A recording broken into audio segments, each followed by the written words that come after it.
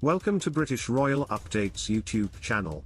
On this episode we are going to talk about the legacy of Princess Diana, who died 26 years ago in a tragic car accident in Paris.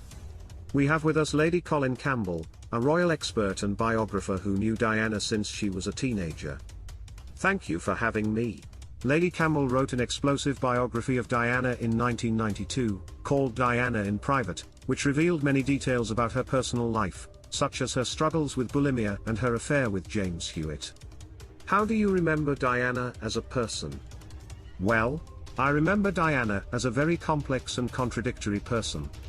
She had many virtues, but she also had many flaws. She was very charming and charismatic, but she also had a very divisive personality. She could be very loving and generous, but she could also be very manipulative and vindictive.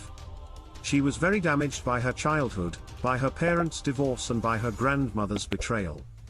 What do you mean by her grandmother's betrayal? Her grandmother, Lady Fermoy, testified against her own daughter, Frances Shand Kidd, in the custody battle for the Spencer children. She wanted them to stay with their father, Earl Spencer, and remain in the royal fold, instead of going to Australia with their mother. Diana never forgave her grandmother for that. How did that affect Diana's relationship with the royal family? Diana had a very ambivalent relationship with the royal family. On one hand, she admired them and wanted to be part of them. On the other hand, she resented them and wanted to rebel against them. She was very much a monarchist and she wanted William to become king one day. But she also felt that the royal family mistreated her and didn't appreciate her. What about her relationship with Prince Charles? Diana and Charles had a very unhappy marriage. They were incompatible in many ways. They had different interests, different personalities, different expectations. They married too young and too quickly, without knowing each other well enough. They both had affairs and they both suffered from jealousy and insecurity. They tried to make it work for the sake of their children and their public image, but they eventually gave up and separated. And what about her relationship with her children, William and Harry? Diana loved her children very much and she was a devoted mother. She wanted to give them a normal and happy childhood, something that she didn't have herself.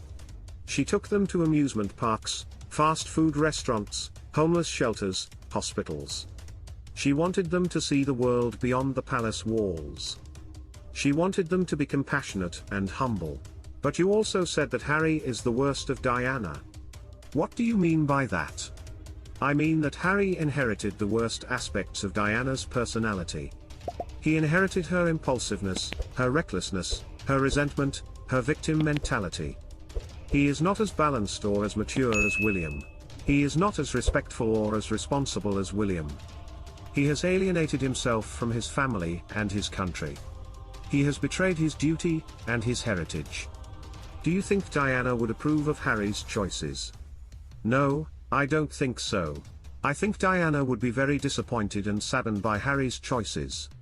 I think she would be worried about his mental health and his happiness. I think she would try to help him and guide him back to his family and his roots. Do you think Harry and William will ever reconcile? I hope so, but I doubt it. They are very different people now. They have different lives, different values, different goals. They have been hurt by each other too much. They have grown apart too much.